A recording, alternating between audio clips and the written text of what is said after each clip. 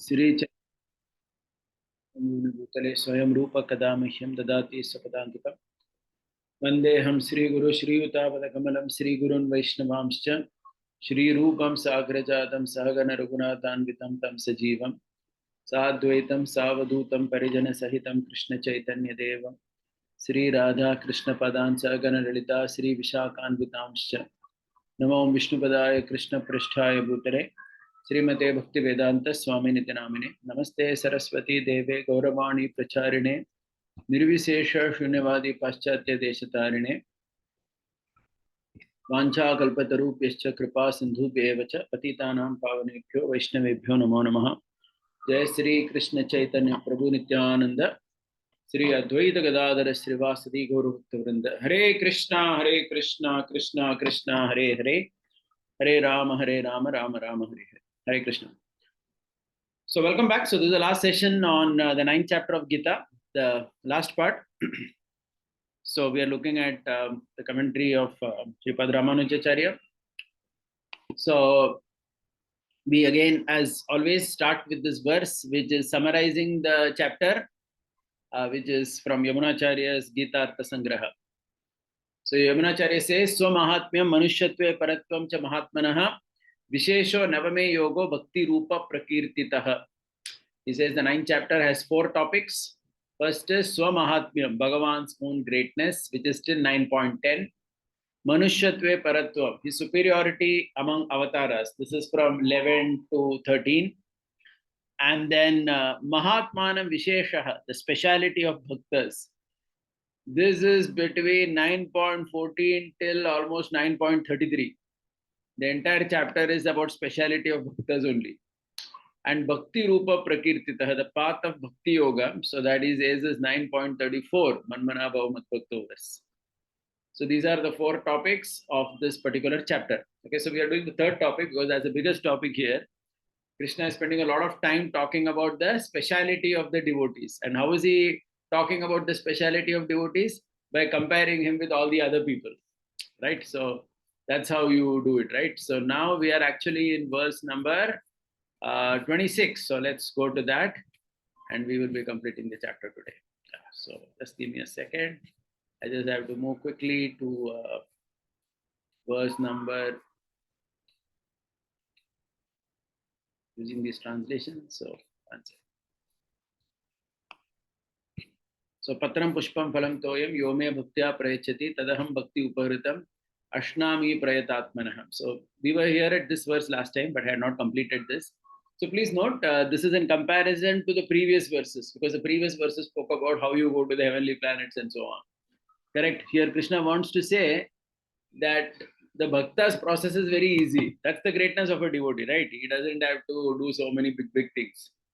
Patram Pushpam Phalam Toy. Yeah, so we have already read this translation. We already discussed. So if you remember last time we discussed from Mahabharata. That's the last point I made. From the Mahabharata, Vidura telling Dhritarashtra, because Dhritarashtra was trying to bribe Krishna with some 10 villages. So Dhritarashtra told him, you're a fool, he is pleased by bhakti and very easily he can be pleased. Unnecessary, all your strategy is not going to work. Okay, so Ramanujacharya and these people, they give a lot of verses from various Puranas to substantiate this verse. So we will look at some of them. So this is one verse from a Purana, which please pay attention to this. Not from Bhagavatam, I believe it should be from Vishnu Puran. Patreshu Pushpeshu Phaleshu Toyeshu. Very similar it is. Akrita Labheshu Sadeva Satsu Bhakteka Labdhe Purushe Purane Mukte Kimartam Kriyatena Yatnaha. So this Puranic verse, again, it is very similar to this Bhagavad Gita verse. It is saying Patram Pushpam Phalam Toyam. These 4 things. Akrita Labhyeshu. Akrita Labhyeshu means they're very easily available. Okay, so this Puranic verse says that these 4 things which Krishna talks in the Gita, which the Purana also mentions, are very easily available. They're available everywhere. And Sadeva Satsu, they're always available. See, one thing is to be easily available, one is always available. Because that means nobody can say currently leaves are only not there or water is not there. It doesn't happen like that. One of these 4 you are easily going to get. Bhakti Ekalabdhe Purushe Purane. And with Bhakti, if one offers any of these 4, you get Purushe Purane, you get the Supreme Lord. Mukte Kimartam Kriyatena Yatnaha. So this Puranic verse says, we don't know why people don't endeavor for mukti. Mukti as in obtaining the Supreme Lord here. So it says that we are not clear why. It's so easy. The process is so easy. Right? So like that it says. Because the entire focus of 9.26 is in comparison with the other verses. Correct? Because the other verses spoke about Traividya, Mam, Somapa, Bhutapapa. Those processes are very, very difficult. It's a very easy process. Only you need bhakti. Okay. And what does bhakti mean? So for that, there is a good example given here. So bhakti means, he says, like Gajendra. So again, this is a verse, I believe it's from one of the Puranas, most likely Vishnu Puran. So what happens, most of the stories of the Bhagavatam that we read about, these same stories are also there in Vishnu Puran. You'll be very surprised to know. If you read the Puranas, the same stories many of the stories that we read in Bhagavatam, they are there in other Puranas also. But some details are different in different Puranas. So it's like that actually. So especially Vishnu Puran has most of the Bhagavatam stories are there as well. Of course, the 10th canto is not there in such detail because Vishnu Puran is obviously much smaller in comparison to the Srimad Bhagavatam. But many of these stories are there, and there are some different verses over in there. So there is one verse like this. It talks about Gajendra. So it says that Gajendra, when he had entered the lake. So this particular Purana says Gajendra entered the lake with the intention of taking that flower and offering it to the Lord. Okay. So it says that when the Lord comes to Gajendra, Gajendra says, look at this verse, beautiful verse. It says, Naham kalevaras asya tranartham madhusudana karastu kamalan yena padayor arpitum tava. So Gajendra tells the Lord, oh Lord, I did not call you to protect my body. Naham kalevaras tasya tranartham. That means because of this pain and for protecting the body, this is not the reason why I have called you. Why did I call you? Karastu kamalanyeva. I have this lotus in my hand. Padayor arpitum tava. And I was desperately waiting to offer it to you. And this crocodile had obstructed me. So somehow I was fighting and trying to maintain my life so that I can offer this lotus to you. So he says here that this is an indication of bhakti. That means a bhakta is thinking somehow or the other, let me offer this thing to Krishna. Okay, the bhakta is, kind of sometimes even fighting with his, in such a situation, fighting with life literally, but he's still thinking that somehow let me complete this service to Krishna, and then I think everything should be good. So like that. So that's the mood of a bhakta. Okay, so this verse again is in connection to 9.26 only. And then they give another interesting story here. It's a very beautiful story. This again shows the power of bhakti in this Patram Pushpam Phalam Toyam.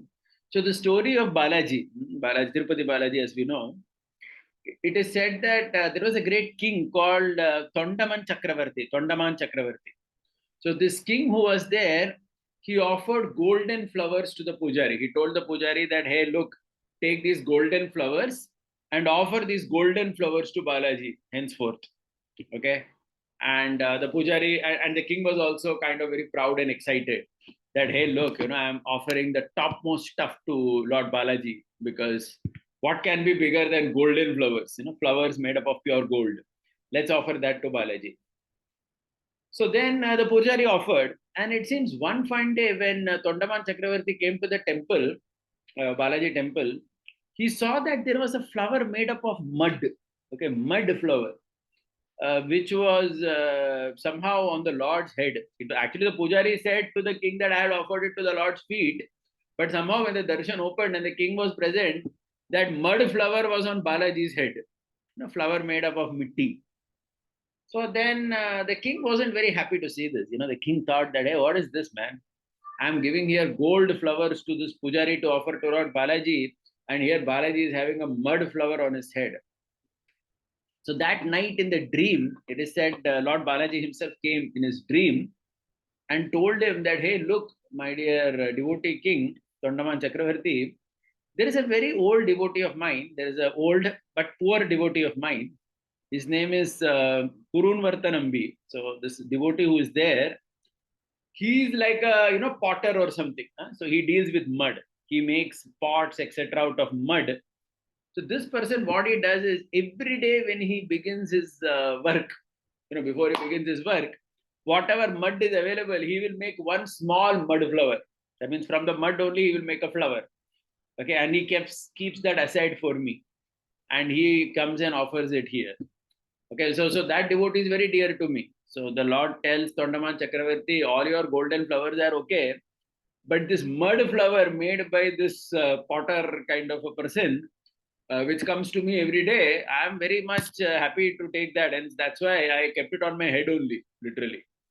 Okay, so again, so here we understand that yes, Tondaman Chakravarti is also a devotee, but this potter was also a very great devotee, and he was offering mud flowers. And the Lord did not distinguish between mud flower or golden flower or real flower or whatever, So he's just taking it. So in fact, to substantiate this point, he quotes another Puranic verse. Again, very beautiful verse. It says, Yakriya sampratis yasyu ekanta kata buddhibhim tahi sarva shiradeva pratigrinnati vaisvayam. So this is a verse from one Purana, most likely Vishnu Purana only. It says that with Eka Bhakti, that means with one pointed intelligence, if a devotee offers to the Lord, he takes it on his head.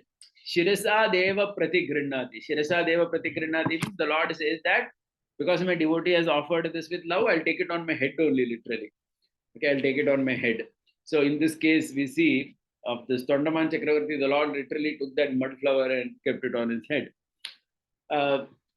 Another thing which Ramanuja says in relation to this verse is this Ashnati, when the Lord says, here Ashnami means I eat, right? Literally, Ashnami means I eat. Okay. And look at the translation which is given here. Ashnami, he says, accept that offering or eat that offering with the feeling that it is something I would have never obtained otherwise.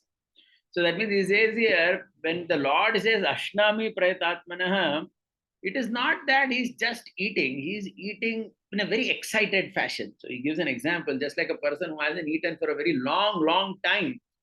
Okay, imagine someone, for some reason, he couldn't eat good food, proper food, home food, etc. Suddenly, when he comes home and he gets a big feast, he really jumps on it, right? Because he was not having a good lunch or dinner for some reason for a long time. So he's very excited to have this good meal. So similarly, he says here that the Lord, he thinks that, hey, this bhakta of mine, he's giving this bhakti to me, and this bhakti to me is giving in the form of any of these four things. So he jumps to eat it. Okay, he is super excited to get this particular offering from the devotee. Okay, so in this way, Ramanuja and these acharyas, they quote so many verses from the Puranas, etc., to tell us about, to tell so many stories, etc., about this verse, right? So, so basically, the Lord is called as Avapta Samasta Kama. Avapta Samasta Kama means he has no desire. He doesn't need anything. So he needs only the bhakti of everyone. So in fact, he says that only the Lord can say this. Nobody else in the world can say that I want only love. No, it's not possible. So we should also be realistic that in the material world, in any relationship, husband, wife, parents, children, nobody can say that. So there has to be some actual reciprocation also.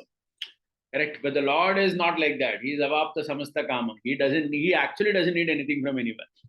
So they also explain that this verse can only be spoken by Krishna like this, that I am only looking for bhakti. Because others in the world cannot say this, because we all need something. And there's nothing wrong in accepting that.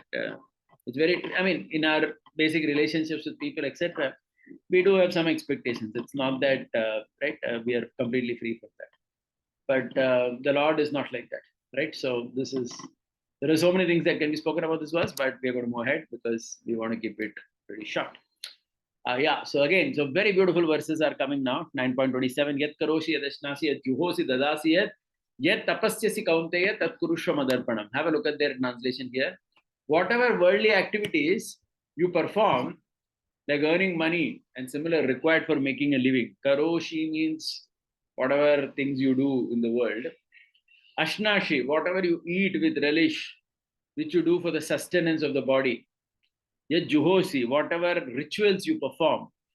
Dadasi, whatever charity you do. Yet tapasyasi, whatever austerities you undertake. Hey Kaunteya, perform all these as an offering to me, thinking that I am the doer I am being worshipped and I am the enjoyer of fruits of such actions. So we'll elaborate this verse and commentary. So in this particular verse, so what's happening here is, Krishna, so Ramanuja says there are two things Krishna is talking about here. Krishna is talking about worldly acts and Vaidika act. Okay, so there are worldly acts. So in the world, we want to eat, we want to do some basic activity like earning money, this, that. That is all worldly acts. And there is Vaidika Karya. Vaidika Karya means acts which have been ordained by the Shastra, like do some rituals. Huh? So somebody does Sandhya, someone does some, Arti, something, some rituals we do. Some, you may do rituals for your departed ancestors. So many rituals we may do because the Shastra says one has to do that. Dadasi, we may give charity for so many causes, and we may do some austerity, fasting on Ekadashi, whatever, right? We may be doing all this. So Krishna says, do this as an offering to me. Now, this part, now, do this as an offering to me. On this, the commentary is very nice. Arpanam. Arpan matlab kya? So he says there are three things. Karta, Bhokta, and Upasya. Karta means thinking, Karta means generally thinking I'm the doer, right? So he says, Arpanam means to think that I am not the doer. See, because please remember, this is all connected to Bhagavad Gita 5th chapter also. Because in the Bhagavad Gita 5th chapter, if you remember, we have already been taught that we are not supposed to think ourselves to be the doer, right? Right from 3rd chapter, Krishna is saying this, 3.27, etc. But actually, Prakriti is doing, and Prakriti is kind of under the Lord's direction. So the point is, when we do something nice also, one shouldn't think, when we do any of these things, one shouldn't think I am doing it. One should think the Lord is doing it through me. So that is the first thing in Arpanam, he says. That means you're earning money, you're cooking, you're doing anything. A devotee thinks that actually the Lord is just using me as an instrument and my body as an instrument and getting it done. So that is the first thing in Arpanam, not thinking oneself to be Karta. Okay. And the second thing is Bhokta. That means whatever is done, that is for him. Okay. Like the family, the everything. Manasa Deho Geho, as they say, right? Everything is for you, O Lord. And the third thing is Upasya. That means I'm not doing this for any other Devata. I'm doing it only for the Supreme Personality of Godhead. So three things are there in Arpanam, he says. Understanding that the Lord is only the doer, he is only enjoying the fruit, and and he is the upasya, he is being worshipped. This is not for anyone else. So this should be the mood of, this is the mood of a devotee. So Krishna is glorifying the devotee here, saying that this is how devotees are, this is how they do. So there's another verse which is there in some other place, which says, Yat karomi yadashnami yat juhomi dadami yat tapasyami janardana tat karomi tadarpanam. So the difference between this verse and the verse of the Gita is, in the Gita, it is like Krishna telling. And in this verse that I read, it is like the devotee himself saying that Yat karomi, whatever I do, Yat ashnami, whatever I eat, Yat juhomi, whatever rituals I do, Dadami yat, whatever charity I give, Yat tapasyami, whatever tapasya I do, Janardana, tat karomi tadarpana. It's all for you only. Right. So now, having said this, then the question is about the fruits. Okay, because somebody may say, "Arey, there is nothing." Right. So what happens to the fruits of whatever one is doing? Because this verse says, "Na tat kurushva madarpanam." Everything is for me. So now Krishna is going to talk about the fruits in more detail. 9.29, 28, sorry. Shubha Shubha Falereva Mokshasya Karma Bandhanehi Sannyasa Yoga Yuktatma Vimukto Mam Upaishyasi. Thus, as explained, if one who performs his actions with mind filled with thoughts of renunciation, such a person gets liberated from the bonds of meritorious deeds, which produces auspicious and desirable results, and of sinful deeds, which produces inauspicious, inimical results. Thus, having been freed from them, he will attain me. So basically the point is, someone may say, "Arey, everything I did arpan to Krishna, then what am I going to get?" So the answer is given here. The devotee actually gets Krishna only, because he has given up Shubha Shubha Phale. Shubha Shubha Phale means the positive, the Punya karma and the Papa karma, both are given. Okay, both are given up. So that's why, many times we say also, when we say that karma gets destroyed by bhakti, it is not only the Papa gets destroyed, even the Punya gets destroyed. Because if the Punya is there, then one has to enjoy the heavenly pleasures or next life, right? So the mood of a bhakta is that I'm not doing this to enjoy in the next life. So that mood has to be there. If somebody is thinking that I want the pleasure of my meritorious acts, then he may just get it, but then he will not be liberated. So it's like that. Okay, so here sannyasa is not the actual sannyas, I mean the ashram sannyas, but it means to offer. So that means one has to, do bhakti in that particular mood. So Ramanuja quotes an Upanishadic verse here, Tad Vidwan Punya Papa Vidhuya Niranjana Parama Samayope. It's Samyope. It says that ultimately for going back to Godhead, Punya Papa are both obstacles and have to be given up. So that is given up only when one does as per 9.27. So when one does 9.27, then one comes to 9.28. Now Krishna again wants to glorify his devotees, so he's continuing that. So please remember, this is all Mahatmanam, right? I mean, Krishna is doing gungan of his devotees in all these verses. So he's continuing that in the next verse. So this is verse number 29, and there's a very beautiful commentary here. Samoham sarva bhuteshu name dveshosti na priyaha ye bhajanti tu mam bhaktya maite teshu chapyaha. Okay, so here Krishna is speaking about samoham. Samoham means his equanimity, equal disposition to everybody. And Ramanuja has given a very nice commentary here. We will see that. So he says, towards all created beings. So the first thing he says is bhuteshu. In Sanskrit, bhuta means any embodied entity. It can be an animal, it can be devata, it can be danava, anybody. So Krishna, he says, uses the word bhuteshu to indicate that anybody can become my devotee. Okay, there is no restrictions here. So it's not that only human beings or something. Samoham sarva bhuteshu, whether you're Jatayu or whatever you may be, right? So you can become my devotee. So the Lord is saying, towards all created beings, I'm equally disposed towards all of them, can seek refuge in me, and I accept all of them equally. I do not hate anyone who is lowly placed in above characteristics, nor do I hold anyone more dearer who is highly placed in above characteristics. However, those who worship me constantly with love, they abide in me with full ease, as if they are in the company of someone like themselves. And I also abide in them as if they are my superiors, and I accept their devotion with bowed head. Okay, so we will.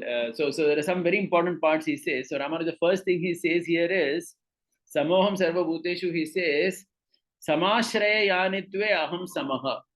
That means Samoham Sarva Bhuteshu means Krishna is saying in giving shelter, I am Samaha to all. Giving shelter means if someone wants to become my devotee, somebody says, I want to be Krishna's devotee, then Krishna is saying that I'm equal to all such people who want to be my devotee. So Ramanuja makes a point that Lord is not Samaha in giving the results of Papa Punya. Okay, so I mean, it may not be mentioned directly in the verse, but this is part of the commentary. So he says that because when somebody reads this verse and says Samoham Sarva Bhuteshu, Lord is equal to all, why are people suffering? So the answer is no, he is not equal to all in terms of reactions to Papa Punya. Papa Punya reactions are different. There, according to your Papa, you will get sinful troubles. According to Punya, you will get pleasures. Okay, so there he is not Samaha. So in what is he Samaha? He is Samaha in giving shelter. Okay, that means that's what I read that Ramanuja's comment, right? Mat samshraya sam ashraya nitve aham Samaha. In giving ashraya, the Lord is saying, I am Samaha. Everybody will get my ashraya. Whoever you are, you can come to me and you will get my ashraya. In that I am Samaha. There is no distinction made. So there is absolutely no distinction made, and that's what we are going to see further. Okay, so for this, which other best example is there than the Ramayana itself, right? Because in the Ramayana, you see this that the Lord gives shelter to everyone who comes to him, correct? Whether it was Guha, who was a Nishada race, whether it was Shabari, whether it was Sugriv, whether it was Vibhishan. So that's the beauty, right, in the story, Vibhishana. Because Vibhishan, when he comes to Ram, that very famous verse in the Yuddha Kanda where he says, Sarvaloka Sharanyana. He says that I have come here, he tells, so Vibhishan, we know the story, he comes with 4 of his associates and he is hovering in the skies.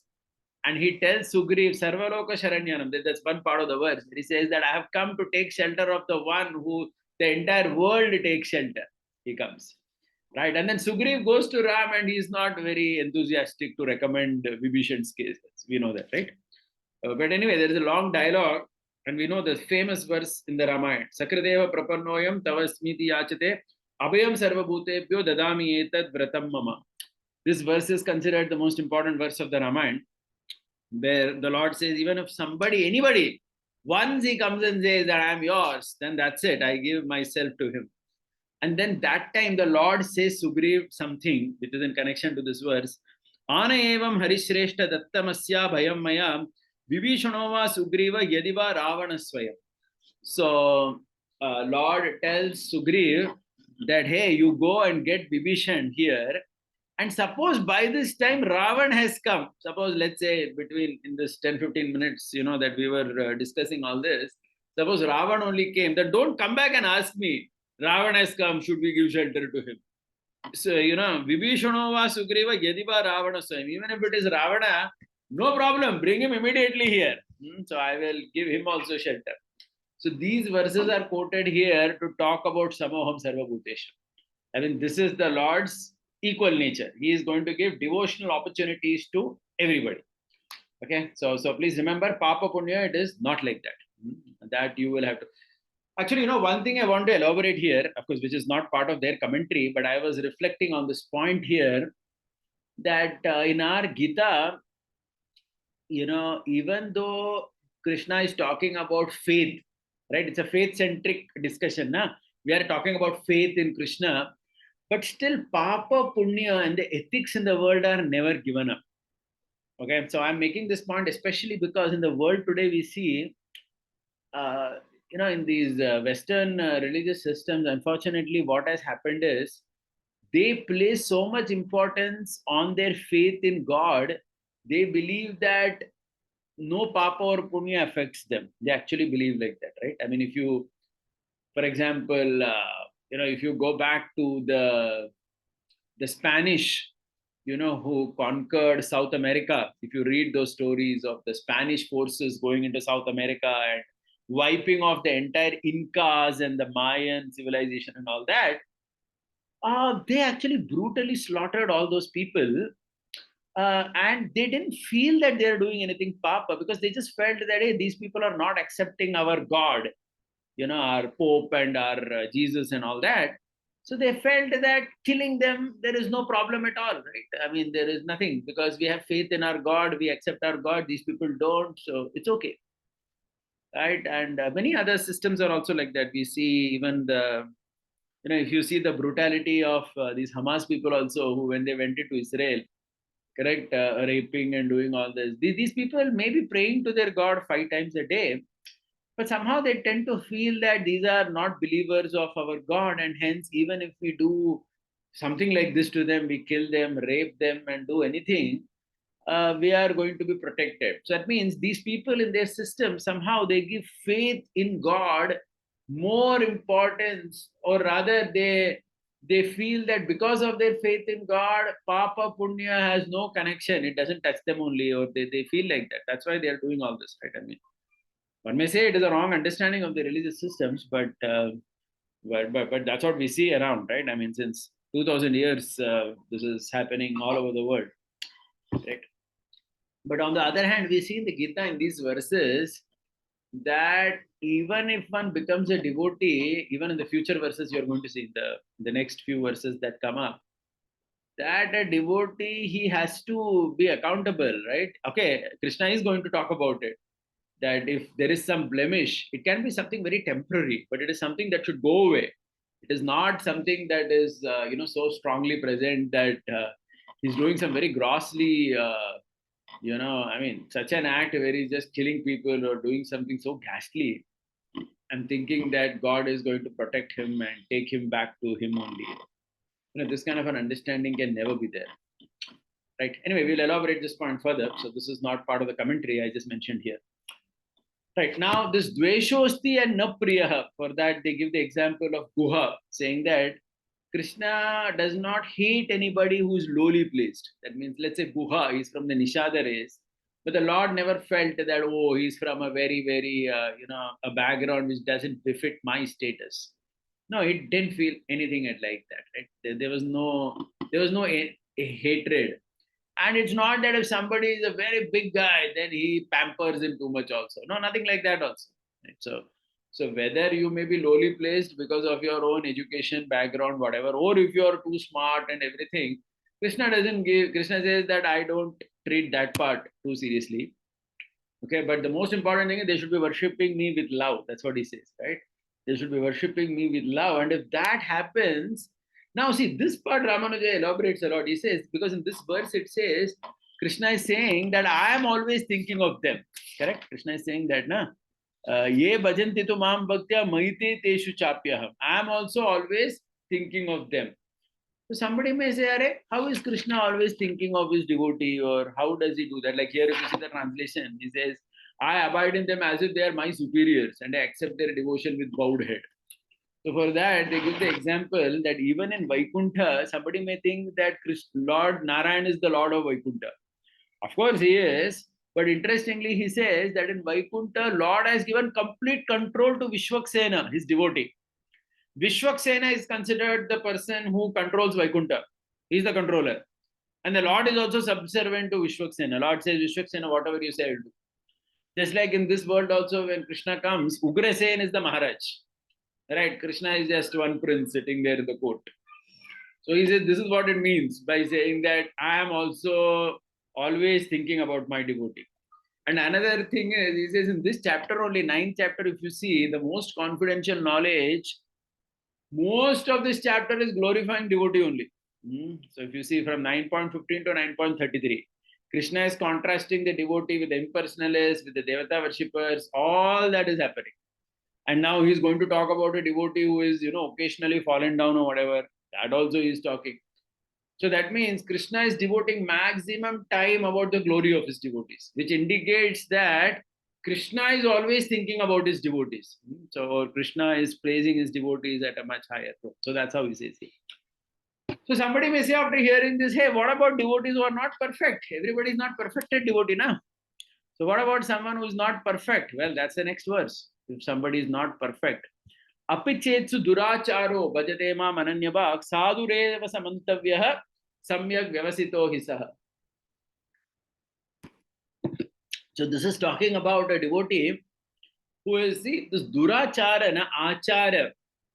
Acharam, we say in Tamil. Achara means good conduct. Durachara means some kind of improper conduct. So he says improper conduct means what? Two things. There are some things you must do. If you don't do that, it becomes durachara. And there are some things you must not do. Okay. And if you end up doing that, then that is also durachara. Correct. So there are two types of durachara here.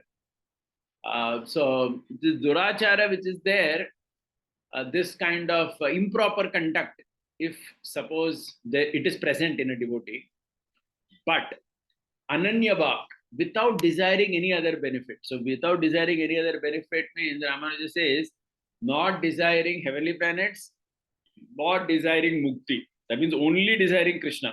Okay.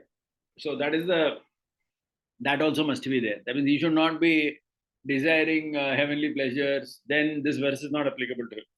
So ananyabhak means among those four things in 7.15. If you remember, right? Artho, Artharthi, Jignasu, Jnani.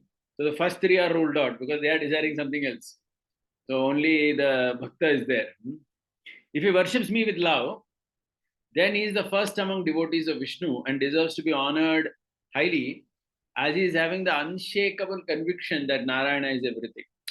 Samyak vyavasito hisaha. I mean, he's having the conviction that the Supreme Lord is everything. So such a person, if such a person is there and he has some temporary, now why I'm saying this is temporary, because that is elaborated in the next verse. Okay, that durachara which is there is actually for a very short time. That will be clear in the next verse. Krishna elaborates that. Okay, so here again, I mean, coming to the same point that I said earlier, faith doesn't allow one to just get away with anything. So one cannot do that.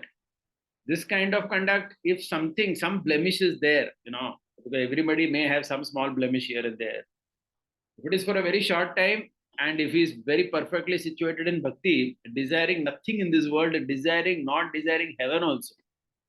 Krishna says, I'm talking about such a person here. He's talking about such a person. And such a person, right? He is supposed to be well situated. He is considered, he is considered having, so many parameters are there. He is considered the best among the devotees of Vishnu. So why is he considered like that? Okay, so Krishna elaborates the next verse.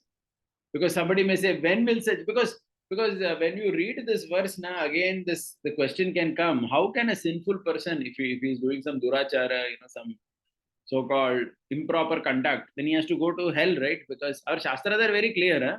The Vedas actually say, there is a verse that he quotes also from one Veda Upanishad, which says that anybody having any sinful actions in his life, he is not going to get moksha at all, no question.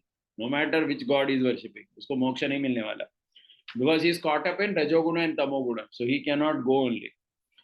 So somebody may say that, Are, this person, how you cannot violate the Veda, right? So the point is, even the Bhagavad Gita, it cannot, because there's no contradiction actually, right? There's no contradiction. Just that some point may be explained in a more elaborate way, but there cannot be a contradiction between the Veda and the Bhagavad Gita.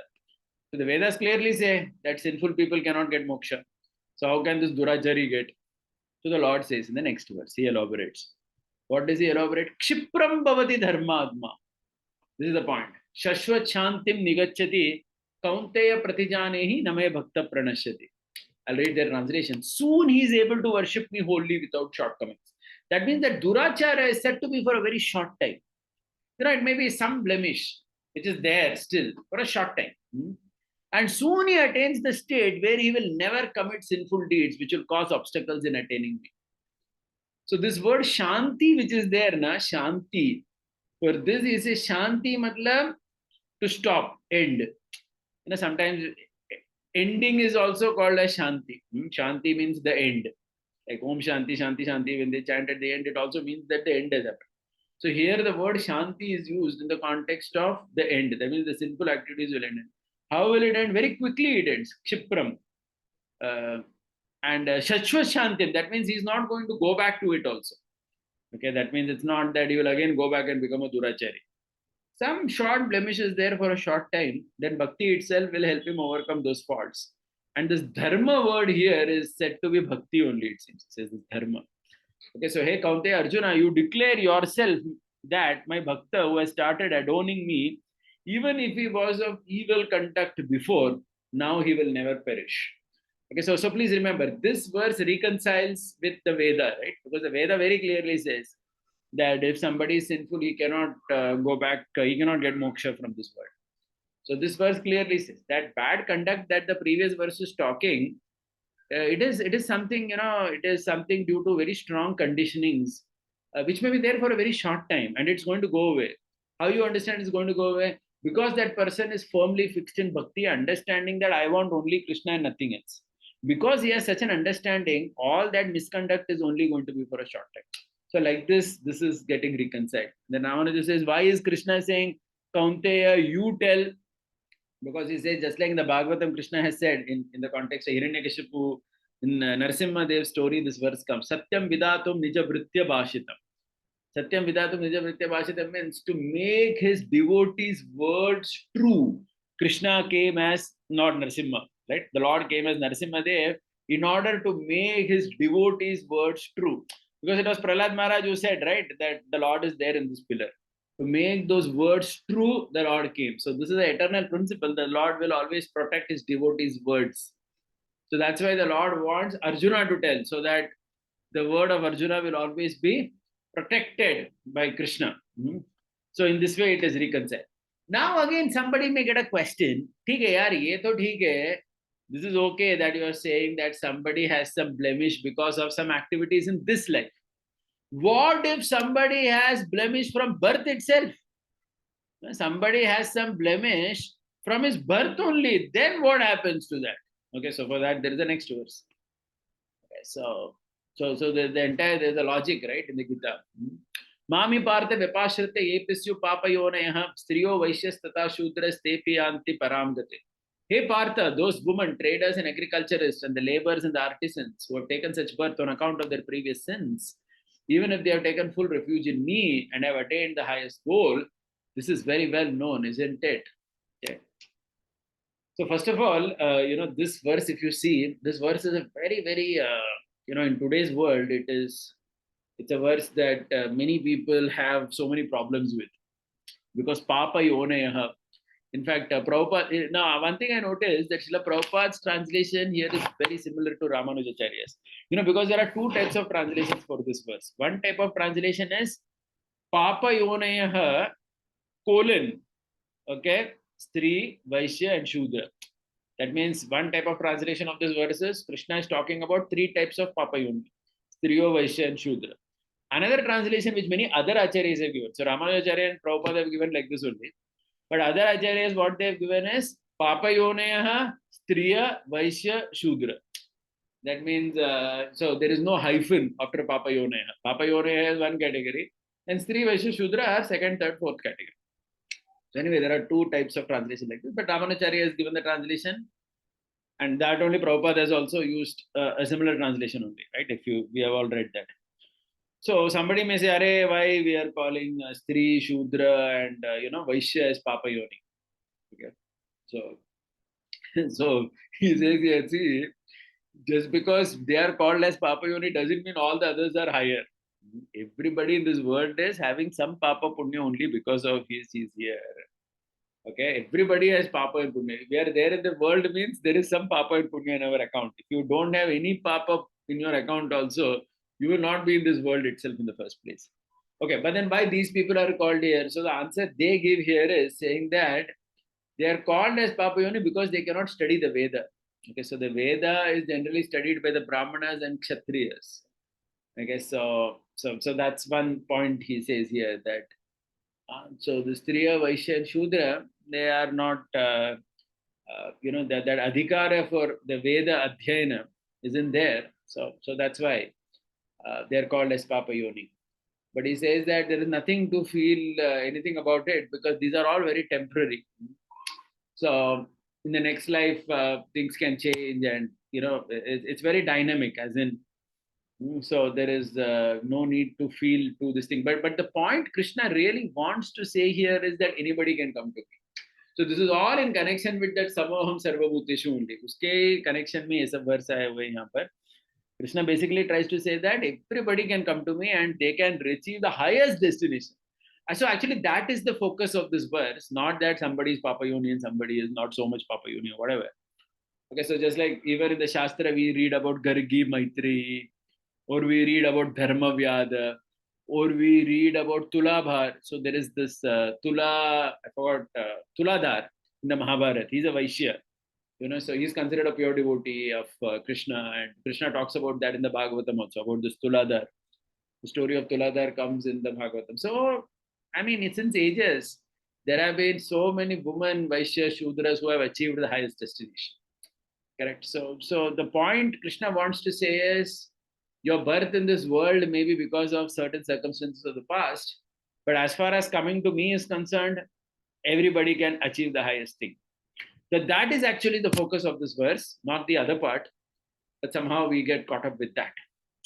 Right? So that's the focus. And then in the next verse, what Krishna says, it becomes clear.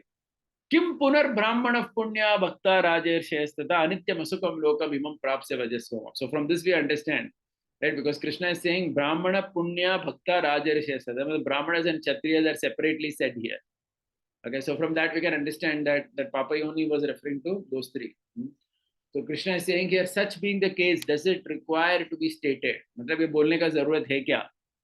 That the Brahmanas and the kings who have taken such births due to their meritorious deeds, who are my devotees, can also attain my shelter and goal. Right? I mean, when Krishna is saying everybody can attain, then what to speak of somebody who is Brahmana or a Kshatriya? Certainly he can also attain, because everyone can attain. Okay, you're a Shudra, you can attain. In fact, Bhuta in that previous verse, Samoham Sarva Bhuteshu. There the commentary is Bhuta means even if it is a bird like Jatayu or Asura or some other race only totally, Guha who's a Nishada, absolutely no problem. Even they can attain the highest destination. Okay, so that's the beauty of Bhakti. Okay, so here he's saying that all these people can come. Having attained this world which is transient and is abode of all sorrows, you worship me exclusively so that you can get freed from the samsara and attain me. Right? So that's it. And now the last verse of this chapter. And this verse is talking, he says, this is the verse that is talking about bhakti. So remember, there were 4 topics in this particular chapter. Swamahatmyam, Krishna's greatness, which was from verse 4 to 10. Manushyatve Paratvam, the Lord's greatness, even when he comes in an incarnation, 11 to 13. Greatness of the devotee, that was from text number 14 till 33. Abhita Krishna was talking about greatness only of devotees, right?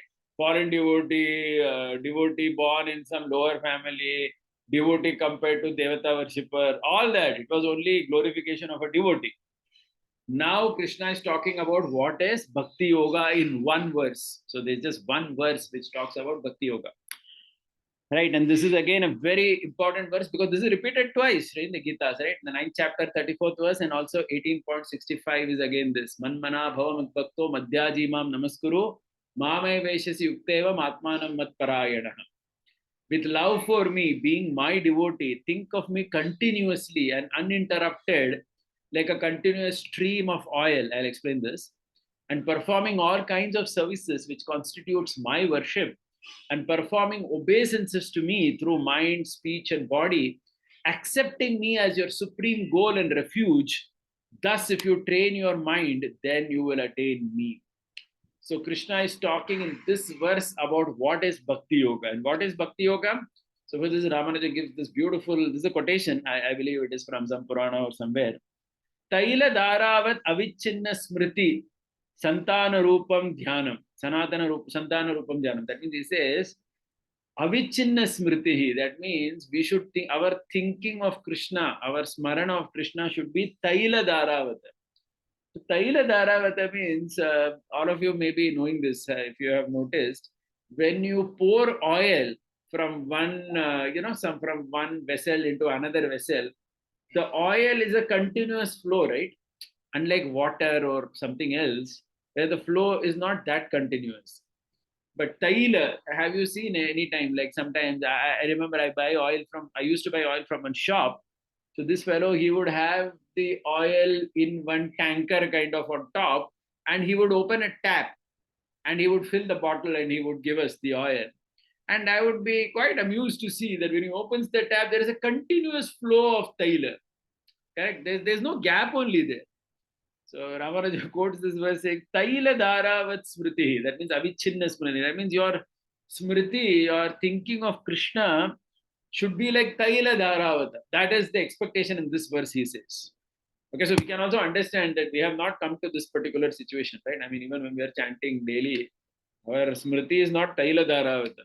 It is continuously getting interrupted, right? It's not that we are able to think of Krishna continuously like the flow of oil.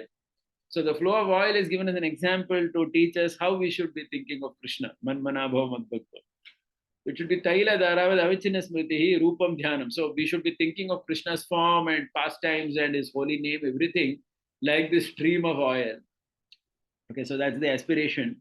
And Parayana means goal. Parayana means accepting him as the supreme goal and offering obeisance to him constantly with our mind, speech, and body, and doing various services to him. If like this we train our mind, so Ramanuja says here the word Atma is mind, it's not body here. Sorry, it's not the soul. The Atma here he says is not referring to the soul, it is referring to the mind only. Like this, if he says, if you train your mind, then you are going to attain me. Okay, so this is 9.34 where Bhakti Yoga is being spoken very clearly. Right, in this way we complete this particular chapter of the commentary, and we saw the 4 parts of Yamunacharya's descriptions. Correct? So with that I will end, and maybe I'll just once again go to that verse which is there, which is the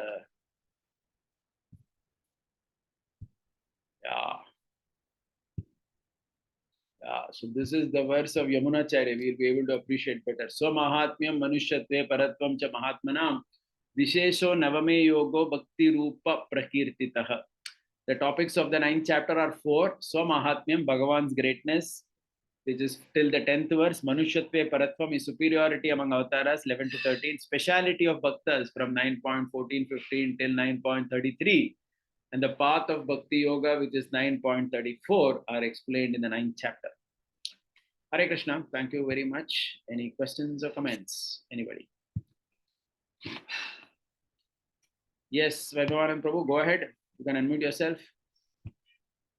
Yeah, thank you, Prabhuji. I was thinking about this Samoham verse that Krishna says, anybody can take my shelter. Yeah. And, this verse have been quoted quite a many of times in devotional circles, and devotees also say that one should be Samoham, or some kind of equanimity one should have.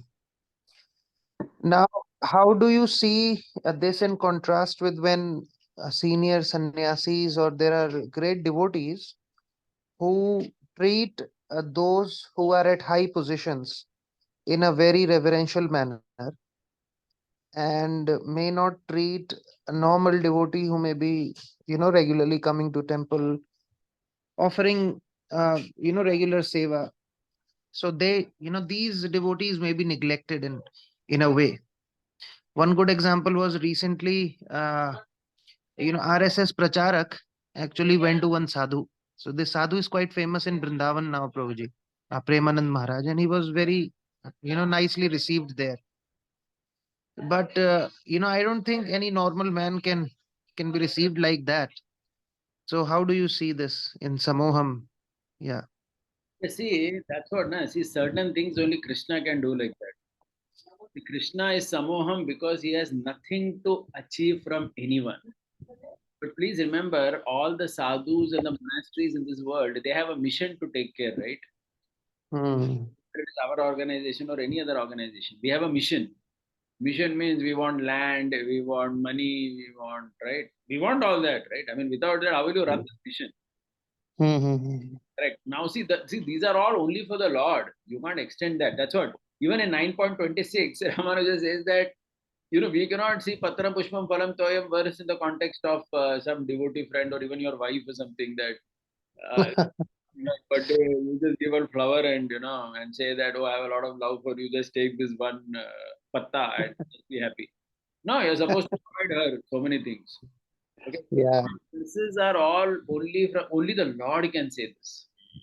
Why? So Because is it, there's nothing he does it. He's, as I said, na Hmm. avapka kama. That means he has no karma from this world. He doesn't want anything from here. ये दुनिया से उनको कुछ चाहिए ही नहीं. He is beyond all this. Okay, but Yeah. in the world, even all these sadhus who have especially mission. So again, there are two types of sadhus. We see traditionally sadhus, who are sitting like our Keshadas Baba is sitting under a tree. Maybe to some extent he can also be Samoham because he has no mission, right? So whether you're a poor man who comes or a king who comes, in fact, he may give more time to the poor man. Yeah.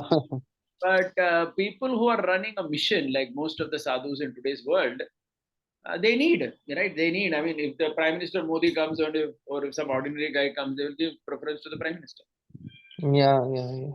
That he can do much more for the mission because they have some institution to run. Hmm. So this is only for the Lord. You cannot expect that this is the Lord's Yeah. duty. Lord is saying, see, I am like this. But normal person cannot say that. See, he cannot say that also because if you see the Lord also, even Lord Rama, Samaham Hmm. Sarvabhuteshu, he can see Hanuman and squirrel both equal. Because in one sense, he doesn't need either of them, right? As in, he can get Sita and destroy Ravan by his own power. Are you getting it? Yeah. Yeah. Yeah. Ordinary person is not like that. You need people. Yeah. Thank you for this, Roji. And how do you see devotees practicing bhakti but still struggling on few things? I mean, they're continuously uh, struggling, but still they are, practicing some kind of devotional life. But Yeah, they struggle then at, till the end of the life. So yeah. how do you see that? Durachara thing which is there now. See, one thing we have to be very careful. See, there's a Lord's perspective to see somebody as Durachara. See, it's the Lord's prerogative to decide, oh, this person is my bhakta, even though there is some durachar in him, still no problem. I'm going to take him back very soon, because very soon he's going to come out of his durachara. But I think as a devotee, we cannot think that, even though I have some durachara in me, I'm fitting in this verse. I don't think any devotee can take this verse for himself, saying that I fit in this verse. No, that would be arrogance. It is the Yeah. Lord's perspective. The Lord's perspective. He can decide, okay, no problem. And there are so many like that, right? There are so many stories. Yes. The story of that Alvar, one of those Alvars, Tondare Puri Alvar. He fell in love with that one girl who was, love as in he got attracted to her, right? He fell into her Mayajal for some time. He was having this garden for the Lord, and this girl came and, kind of bewildered him, and then he stole something. The Lord actually, the whole story is there, right? Something was stolen from the king's, from the deity, and he was imprisoned, and then finally he came to his senses, and so on and so forth. Stories like this, actually, of a devotee somehow getting caught up in some durachara, but it's a Lord's perspective. How should the devotee Samaj see, I would say that when it happens to someone else, we should also try to see in a more compassionate way. The Lord is compassionate, so we should also see that, okay, see, the world is such that there is sensual attraction which everyone has, and somebody may slip somehow suddenly, and engage in something that he should not do, or so on. So I think the only thing we shouldn't do is we shouldn't think that this verse applies to me. Yeah. If some of our friend or someone is struggling in some way, then we should certainly see them in this verse light only. Okay. So whole Samaj has to support. I mean, you cannot support and you cannot say he's right. So how do you? Yeah, no. So support as in what? So we see as an institution from legal perspective, there may be something. Depending on what kind of blunder that person has done. But on a personal level, always one should be compassionate to people, to devotees, if they have slipped, and especially if they are very regretful and they want to be properly situated. That also is there. Well, thank you, Prabhuji. Thank you for that. Yes, Balram Prabhu. Yeah. Yes, Prabhuji. So this understanding that the durachar of the person who has taken full shelter of Krishna, that goes away by the process of bhakti. And so I think that's a very, very beautiful understanding which differentiates our Sanatan Dharma from the understanding of Abrahamic religions, where they also follow certain process. They are following certain process, which whatever their leaders are telling them to follow.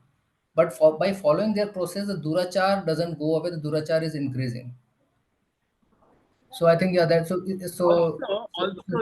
you notice the translation, I had shown in that translation of that 9 point, that particular verse, Duracharo, that he's not having any other aspiration in this world. I always remember to see that. That means he's not even aspiring for the heavens. He's aspiring for Krishna. He's very clear in his consciousness. I want Krishna only. But somehow, due to some past conditioning, he's caught up with some durachara. And in the next verse, Krishna again says it is Chipram. It is short-lived. Shantim. That ends. That durachar ends. So see, we are very clear about it. That unless that durachar ends, he's not going to go back to Godhead. Are you understanding? Yeah. Unlike in the Abrahamic philosophy, something like this is not there only. For example, the Spanish conquerors who brutally killed all these South American natives or these people in the name of God. Even if you see all these Arab forces who have killed, raped, and they have their verses only which says that if somebody is a non-believer, you can keep such a woman as a sex slave and so on and so forth. So such people who are there, they openly advocate a durachara, right? That's not durachara. That is like a mahapapa actually. This durachara is personal conduct, where he may be lacking in something. ये तो यार मतलब ये तो कुछ ज़्यादा ही है, correct? Too much it is. You can't even compare it. Yeah. Some durachara, that is like brutal. Like if you see these Hamas people, right, when they went into Israel in October 7th, they caught all these white girls, and I saw some videos also. Like one girl was like brutally raped. I mean, her whole jeans pant was, she was wrecked in blood, and it was such a really scene to see. It's so sad to see that, right? And these people who are doing, they have no feeling also. I mean, they're very strong. They are kind of they believe in their God, and they feel that God is going to take them back to their abode, because they believe in Him. So our Vedas don't support it. Even though Krishna has Durachara in the next verse, what has he said? Shipram. Very shortly, all that ends. And then he comes back to me. Okay, so it is Yeah. clear that you're going to go back only after that so called Durachara is gone. Yeah, I think that is a really very fantastic understanding. Makes lot of things very clear between Shraddha and Dharma. Yes, yes. Absolutely. Because see, Ramanuja quotes that Vedic thing over there, saying, Are, but Vedas are saying that if somebody is sinful, he cannot get moksha. Then how can Krishna say something that will contradict? See, the beauty is now that even in our faith-based texts, like 9th chapter Bhagavad Gita, which is like so much of faith towards Krishna, you can't contradict the essential Veda. If the Veda has said, if you have sinned, you will not get moksha, that has to be reconciled. Correct? So there is no question only. Are you getting the point? Yeah. Yes, yes. Yeah. Okay, so another point, like you said that api chesu duracharo. So generally, when we are so this verse mostly is applicable when we are seeing others. But what I've also seen, Roji, that just like we have need compassion for others, we also need compassion for ourselves sometimes. So, like recently, I have attended some classes from Mahatma Prabhu. So he has been emphasizing self-compassion a lot, and I feel that this word sometimes as can be applied to those devotees who are very self-critical. Yeah. So they, because of the mistakes they are doing out of their conditioning, they become very guilty, and that guilt is not allowing them to progress. Yeah, I agree So with this. I agree with that. But there are other verses in the Gita also that will help you for that. In the 14th chapter Bhagavad Gita, which I'm studying currently, there is a verse which talks about, I'll explain that verse more when I come to that. It says that who is beyond the modes. So that there is a verse in the Gita which says that a person is beyond the modes when is considered beyond the influence of the modes when even in this world, due to the modes, his body is getting engaged in certain things according to goodness, passion, ignorance, but he doesn't hate it. Okay, so that means what that verse basically says is sometimes somebody may eat something somehow unknowingly, some wrong stuff or whatever, or he may, due to tamo guna, he may sleep off at some particular time. So something like that will happen. But that verse actually in the Gita says that one should not hate one's own body getting engaged in the modes of nature at different times according to its natural need at that particular time. One should not be overly critical. So this point that you're saying is well accepted. The only thing why I said this is, one cannot see. There are certain privileges that Krishna has. So at least this verse, I did not want as devotees we use it for ourselves, because this is something Krishna's magnanimity, where he's saying that, Are, I'm going to look at this fellow as a sadhu. I mean, how can a devotee? I mean, we may, of course, we should not feel too much guilty and all that. I accept that. But it again becomes a little arrogance to think that I'm Mahatma. Correct. Because this verse, Krishna is saying that I will consider him Mahatma. So we can never, even if we are not Durachar, we cannot, even if we are not doing Durachar for a particular period of time, we cannot call ourselves Mahatma. Correct. So how can we do that when we have Durachar? So that part I'm finding it a little difficult. But otherwise, this point that you say that is accepted in other verses and other places.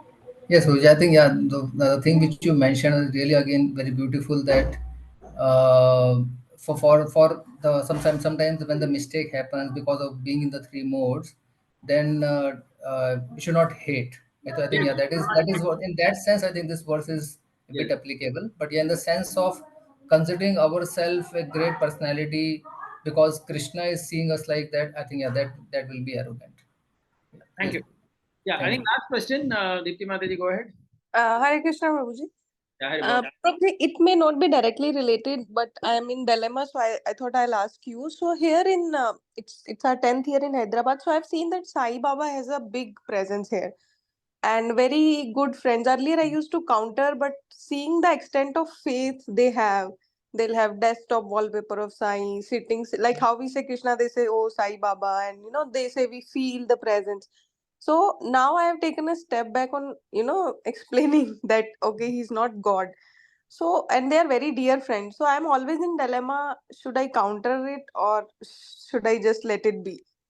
Because I've seen they get so emotional talking about him, they'll cry. Yeah. Actually, Mataji, one strategy is na. See, this Krishna does talk about it in the Gita, where Krishna says, "I only give the faith to them in a particular deity." Okay, so Ah. faith is being given by Paramatma only. Krishna does say that in the Gita, that I give the faith to the worshipper, to some particular deity, whichever deity, Devata, Sai, or whoever. So what we can do now, instead of focusing on how to tell them that that is wrong, etc., it will not go in. It will not sink in only, because that Yes. faith is something inside. So I would say, without touching that, just talk about the principles of Gita. Don't touch that too much. See, points where it hurts, na, it is better not to touch that of people. Exactly. Faith you can't really question. Don't touch that. Just give them the positive aspect, the understanding of Gita. Talk to them about the basics of Gita and things like that. Talk to them positive thing. In fact, see, many of these Sai worshippers, they are not, fortunately, most of them are not only Sai like that. Yes, they celebrate each and every festival with same. Yeah. Krishna also, Ram also, Sai also, Yes. everything they keep doing. So what we can do is, instead of trying to break that faith, let us increase the faith in Krishna, and Okay. let them actually study Gita. Encourage them to study Gita, and then slowly by some practice and understanding, they can come to the level where they themselves will understand that this is a problem, and then you. Okay. So otherwise, not only this, any devata, if somebody has a particular faith in, it is better not to touch that too much, because that faith is given by the super soul, and we are not stronger preacher than super soul. Super soul says that, hey, you want something. See, super soul is very neutral, right? He's not like a preacher also. Preacher wants to convince somebody. Super soul is not like that. So Paramatma says that you want bhakti in Sai, I will give you such bhakti inside your heart that you will be completely lost to him. Take it. Yeah, that was my dilemma, that it is also coming from somewhere. So It is coming from Paramatma only. But Krishna says yes. in Gita that I only taneva vidadamyaham. There is that verse which says that I only give the faith to this devotee in some deity. So whichever deity it may be, Krishna only is giving that faith in his heart. So we can't be such a strong preacher that we break that. Because this fellow wants, Krishna has given it as a Paramatma.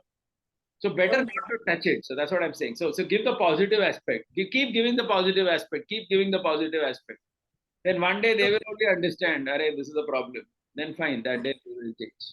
Okay. Thank you. Thank you, Babuji. Shrimad Bhagavad Gita की जय, श्रील प्रभुपाद की जय, गौर भक्त वृंद की जय।